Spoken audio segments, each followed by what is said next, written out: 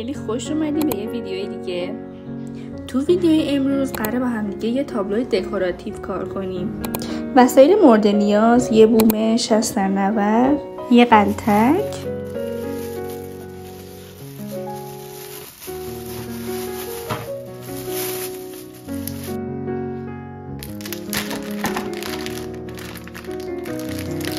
من این قلموی کارسارتیست زمینه سایز 5 گرفتم که فکر می‌کنم حالا نیازم میشه، ولی نیاز نشدش. کارم با کاردک راه افتاد.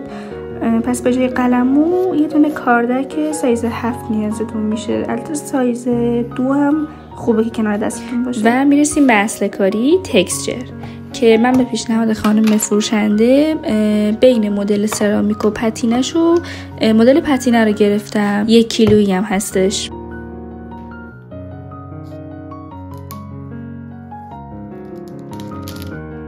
اولیش میخواستم همه حرصم و سر موشمای دور بوم در بیارم، ولی به ذهنم رسیدش که میتونم خیلی تر و تمیز قیچیش کنم و بندازم زیر کارم که فرشم کثیف نشه.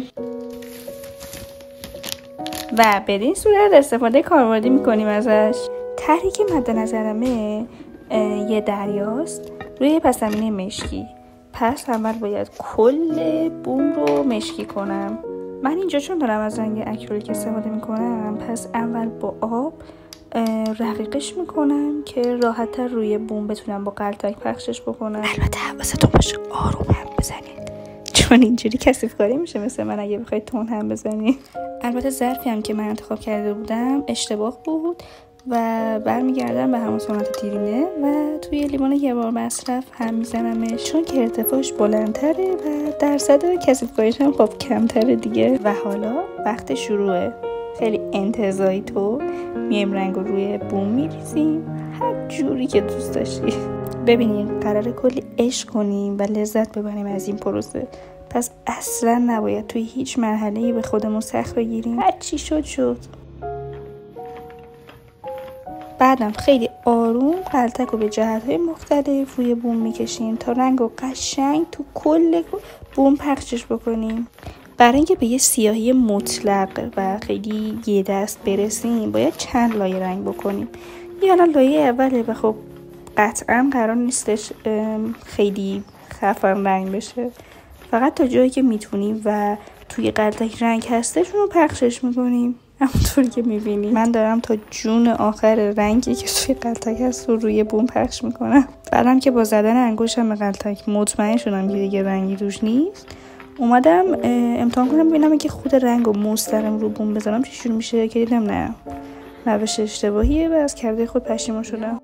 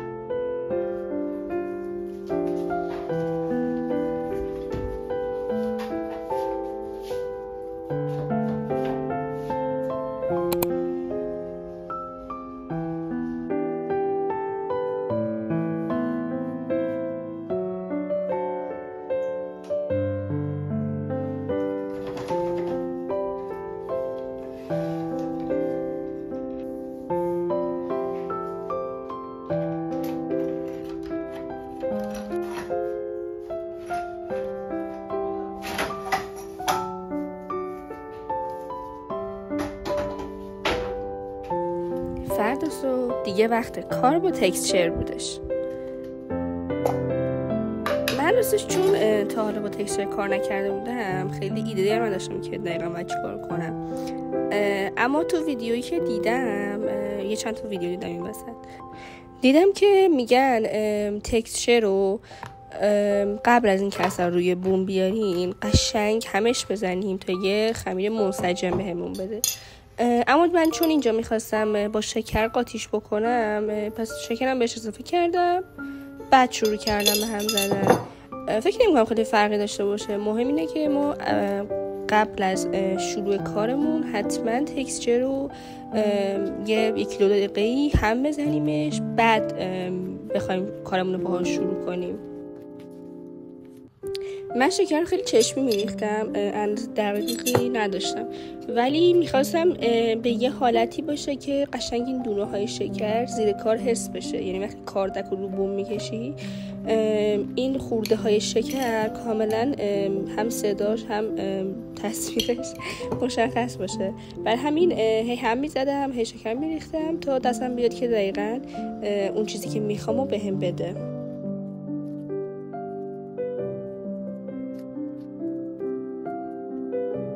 بعد از اینکه تکسچرمون آماده شد، شروع میکنیم طرح رو روی کار میکشیم. برای من میگم چون حالت دریا داشت، یه سری خط رو فقط کشیدم که برام جاش مشخص بشه که از کجا باید شروع کنم و تا کجا باید ادامهش بدم. همین یه سری خطای فرضی تقریبا.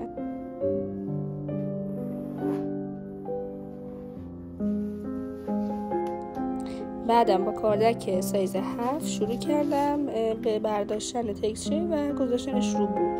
من چون که میگم دفعه اولم بود، دستم نبود که چقدر باید تکسچر بردارم. پس اولش کم کم برمی داشتم تا دستم بیاد بعد چقدر بردارم، چی جوری باشه. بعد نکته‌ای که این وسط هست اینه که تکسچر پتینه که من گرفتم نباید خیلی زیاد بذاریش رو بوم، چون وقتی که یه مقدار زیاد و کلفتی میذاری بعد از خوش شدن ترک برمیداره. این نکته هم باید حواستون باشه، پس که خیلی روی بوم نخواهید بذاریدش. این قضیه کم کنم منو سخت میکرد، برای همین هی حواسم بود که کم بذارم، مثلا چه جوری بذارم.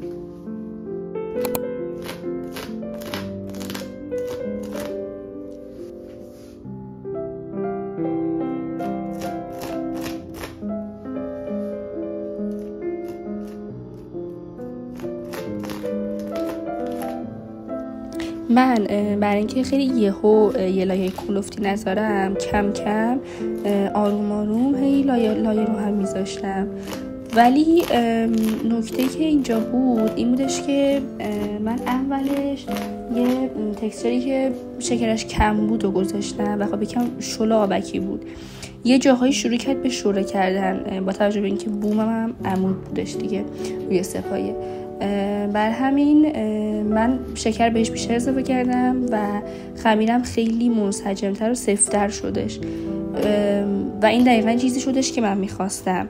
بر همینم توجه داشته باشید اگه قراره مثلا خمیرتون رو شل‌تر بذارین، حالا با توجه به طرحی که دارین، سعی کنین بومتون عمود نباشه، افقی بذارینش رو میزی، زمینی، جایی، چون عمود باشه همچون آروم آروم شوره میکنه میاد پایین.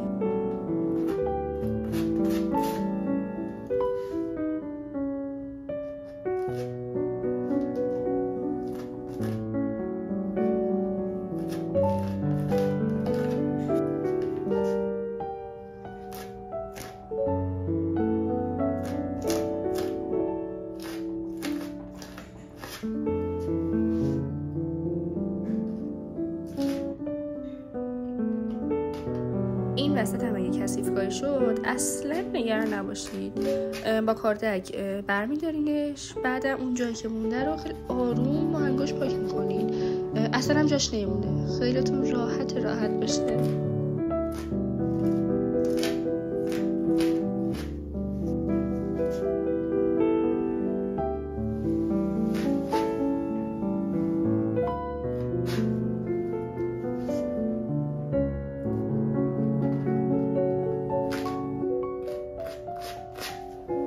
قسمت‌های از کار برای خوش فرم کردن و خوش حالت‌تر کردن دریا من از کاردک کوچیک‌تر استفاده می‌کردم، چون که خیلی قشنگ اون حالت کلفت و توپی امواج دریا رو بهم میدادش. پس حواستون باشه بر اساس اون چیزی که مد نظرتونه یه جایی از کاردک بزرگتر و یه جایی از کاردک کوچیک‌تر استفاده بکنید.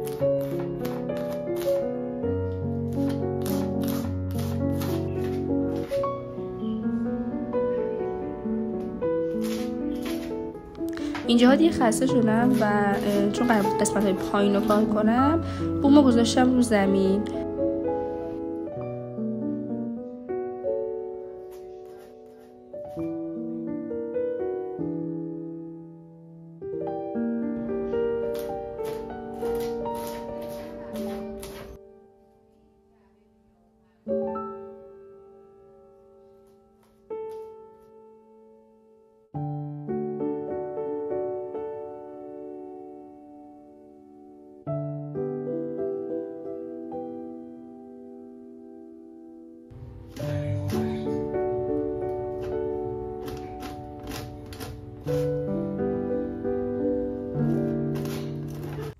بعدم تا آخر انقدر این کار انجام میدیم تا به طرح مورد نظرمون برسیم. نتیجه کارم آخر ویدیو میذارم چون که گذاشتم قشنگ کامل خوش بشه. روی دیوار نصبش کردم، بعد خواستم براتون فیلم بگیرم.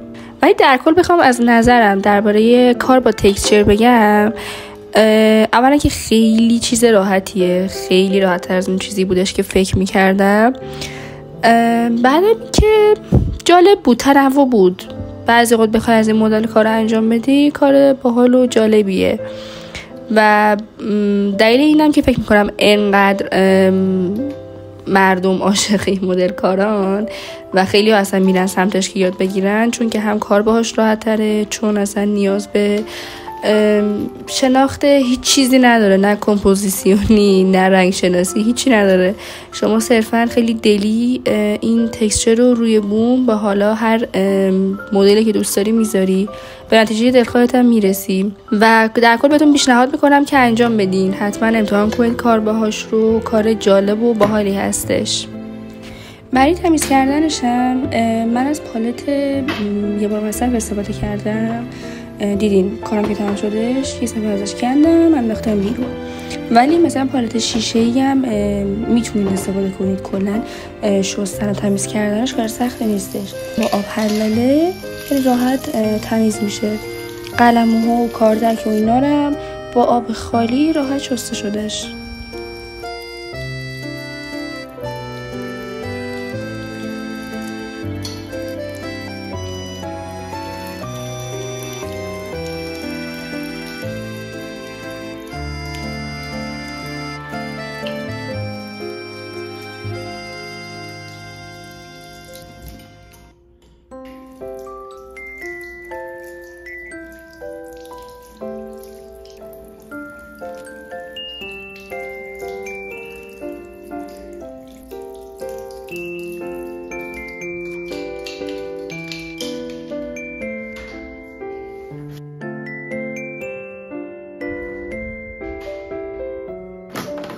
مرسی که تا اینجا تماشا کردین. اگه سوالی یا نظری دارین خیلی ممنون میشم اگه تو کامنت ها برام بنویسین، همشون رو میخونم. مرسی، بوس به کلهاتون.